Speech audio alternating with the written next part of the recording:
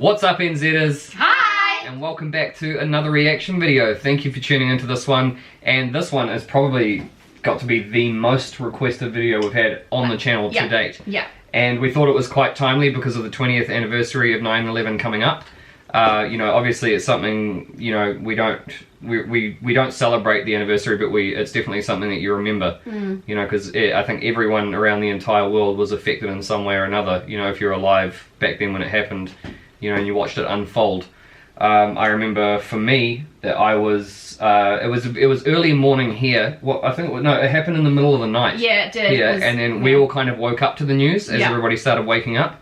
And my parents were actually overseas in for business in Italy, and it's like a fashion type, they were in the fashion industry, and they were at something called a trade fair. So a trade fair is where you go and you, like, you know, all the different fashion companies, they present you with all the latest, you know, bells and whistles. And so they were there, and then the person who was looking after me, a family friend, came in and woke me up and said there has been a terrorist attack at the World Trade Center, and you know, people are being killed and people are dying, and it's, you know, it's horrific and everything. And my mind automatically went to the trade fair where my parents were, and I thought that there had been a terrorist attack on the trade fair where my parents were, so I completely lost the plot and I thought my parents were dead. So it was pretty horrible. Yeah. But then I soon found out, like, I started asking all these questions, and then I found out that no, it was actually in New York City, and the trade center is something very different from the trade fair. So that was quite traumatic for me, but it was still, you know, very horrible to watch nonetheless. I don't think that anyone ever forgets what they were doing or where they were when the news hit. Like, even us down here in New Zealand, it was life-changing what happened. And I still remember, how old were we, do you reckon? I think we were about 11 or 12. Like my age. Yeah, or 12, 13 maybe. Yeah. Yeah. We were actually snowboarding, so we were not far from where we live now, up on the mountain. It was in winter, well, end of winter, wasn't it? Beginning of spring. So we were actually snowboarding, and we woke up in the morning, we were in a campground, and my mum and I went to the bathroom, and we heard two women talking in the bathroom, and they were freaking out. They said, "Oh my goodness, it's World War III, what are we going to do? This is horrific." And we were just sort of like, what on earth has gone on? We didn't know.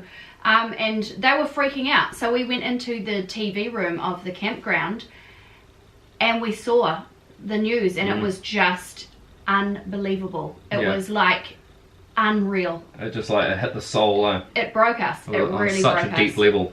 I will never forget those images that I watched, and they were kind of playing over and over again, and it was just burned into our memories. It just was burnt into your memory. You'd never forget where you were when you found out.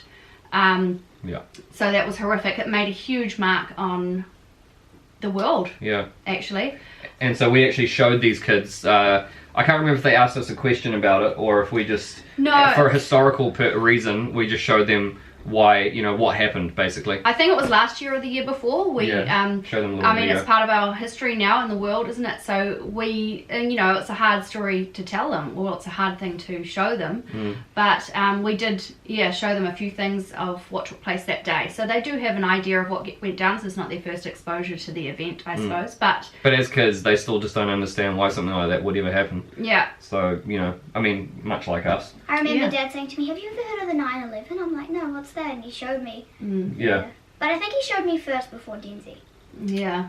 So much less to the 9/11, which we know very well. We've never heard of the BOATLIFT story. No. I've never even heard of it being mentioned. I have no idea what it's about. Yeah. I have no idea how it's connected to 9/11. I'm guessing that it was a rescue with boats of some sort, but I have no idea why. You know, why people would need to go on boats. So maybe the city was blocked up. I don't know, let's get into it. Anyway, let's check it out. BOATLIFT, an untold tale of 9/11 resilience. Let's check it out.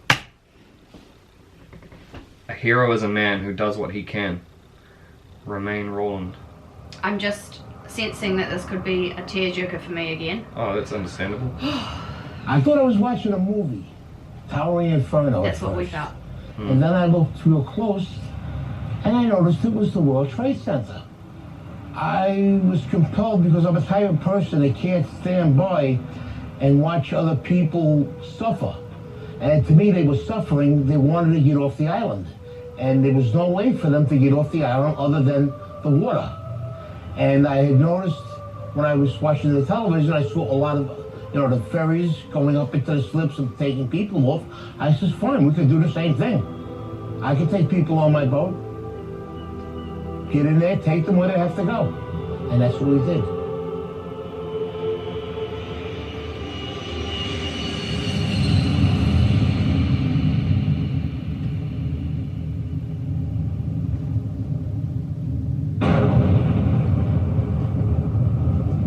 Something so unnatural about the whole thing, eh? It's just sad. On the morning of September 11th, when the towers came down, millions of people ran for safety.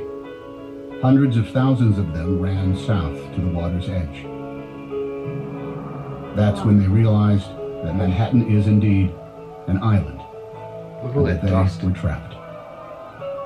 They were feeling helpless. And that's the worst feeling in the world. What was a person on the ground going to do? Buildings were down. People laying under the rubble of the building. Firemen, civilians. My wife was there, and I turned around. I says, I've got to go do something. Just like that. And she looked at me. She says, what are you going to do, you maniac? I says, I'm going to take the amberjack up into the city and help. She says, but what if they're attacked again? I says, well, then that's something I have to live with. I says, I have to do what I have to do. I says, and nobody can stop me right now. Even if I save one person or I rescue one person, that's one person less that will suffer and die.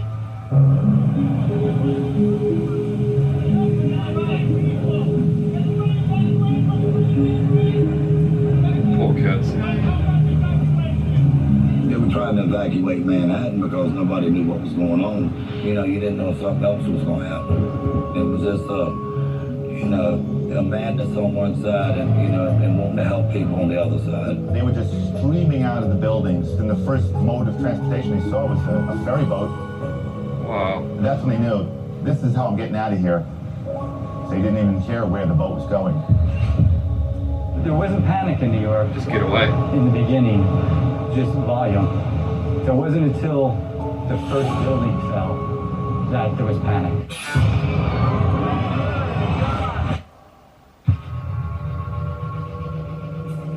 You heard the building went down, but we're in the slip, so we can't see it. That's when we started letting go, and then all of a sudden, Oh, seeing that dust cloud come towards you, you feel like it's the apocalypse.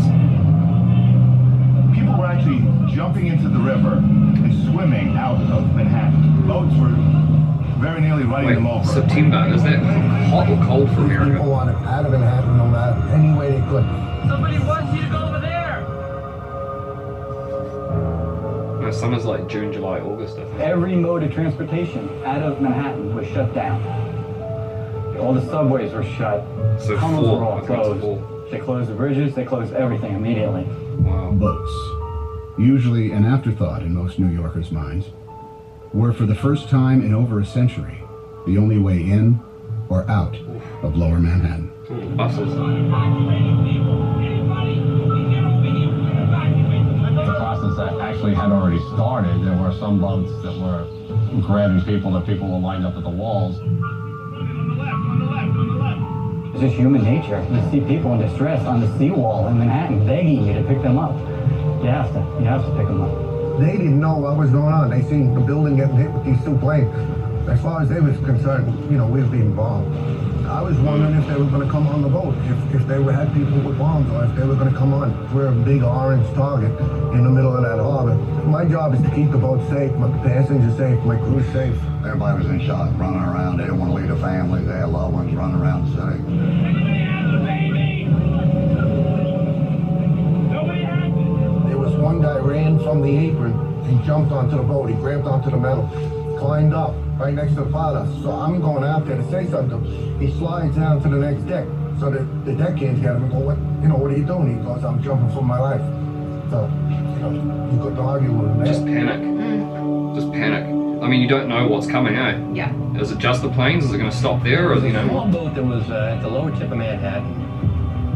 I thought the boat was going to flip over because so many people were trying to get on. Wow. And as I looked behind, they were just 10 deep. That's kind of what gave us the idea. we decided that this has to get better organized and we better do it, and that's what we did. So we decided to make the call on the radio. All available boats. This is the United States Coast Guard board and the pilot boat in New York. Anyone want to help with the evacuation of Lower Manhattan? Report to government. So that's a call out to civilian boats? Yeah. When that call came on the radio, they were coming. I was uncertain of who was going to respond. About 15, 20 minutes later, there were just boats all across the horizon. Wow. Literally 100 targets converging on the lower part of Manhattan. When we came out of that dust cloud, tugboats, I've never seen so many tugboats all at once. That's amazing. Like a fleet of tugboats headed to Manhattan. If it floated and it could get there, it got there. Oh man, that's just like I mean, and they were zooming across this border. heading into the face of fear. Private boats, party boats. I worked on the water for 28 years. I've never seen that many boats come together at one time that fast. One radio call and it just came together just that fast.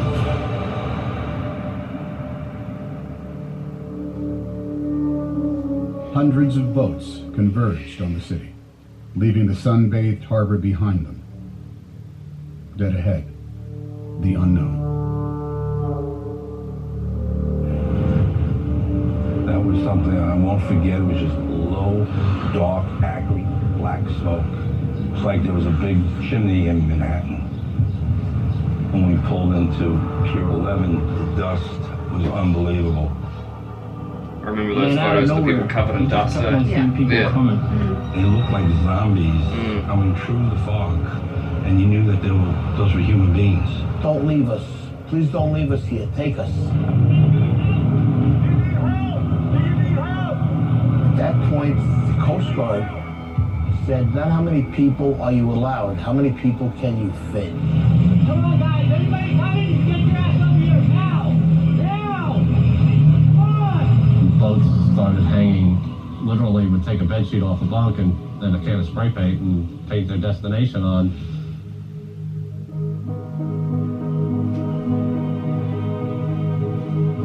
Some of these people never been in the water, never been on a boat before. Housewives, workers that do windows. We had executives. And the thing that was the best, everyone helped everyone. I want you to hold my hand. Come on board. Doesn't matter who you were. I saw 4 businessmen lifting up an old woman with a seeing eye dog, a German Shepherd, and they lifted her up like a surfboard and passed her over the handrails. When we would carry a load of people over, and there was somebody standing there that seen their husband or wife, you know, that made us feel even better, you know. Well, at least we got 2 back together, you know. Keep on going, you know. The guy that works at the ferry, he's a welder. His son was on my boat. He actually came up.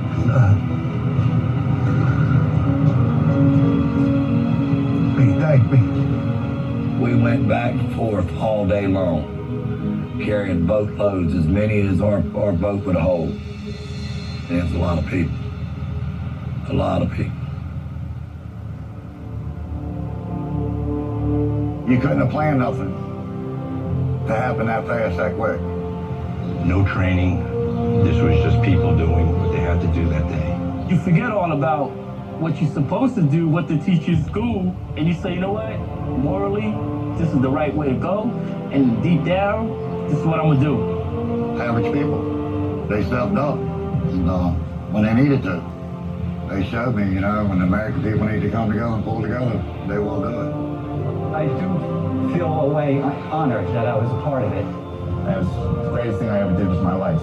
The greatest day that I've ever seen in all my boating, my life on the water. The Great Boat Lift of 9/11 became the largest sea evacuation in history. Larger than the evacuation of Dunkirk in World War II, where 339,000 British and French soldiers were rescued over the course of 9 days. I was going to say, this really reminded me of a modern day Dunkirk. When all the British, do you guys know the story of Dunkirk in World War II? No. When the Germans pushed all of the British soldiers back onto a beach They pushed them all the way back through France onto a beach, and then all the British soldiers were just standing on the beach waiting to be evacuated, and there wasn't enough army boats to get rid of them, and the Nazis, the German soldiers, were all coming and pushing in on them, and they were about to come and kill them. They were sending planes to bomb them on the beaches and everything like that, and then all of the English people got in their boats and sailed, like just sailboats, just sailed across and picked up a whole bunch of soldiers, and then went back, and they got most of them off the beach and helped them escape. So if it wasn't for just the normal people, the normal fishermen, the normal villagers with their boats, a lot of men would have died if those people didn't risk their lives to. And the same thing happened here. So yeah. On 9/11, nearly 500,000 civilians were rescued from Manhattan by boat. Wow. Half It a took million. less than 9 hours.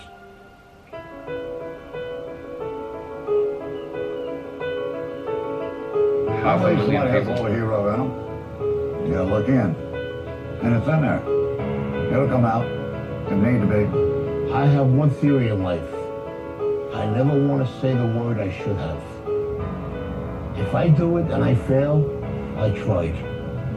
If I do it and I succeed, better for me. And I tell my children the same thing.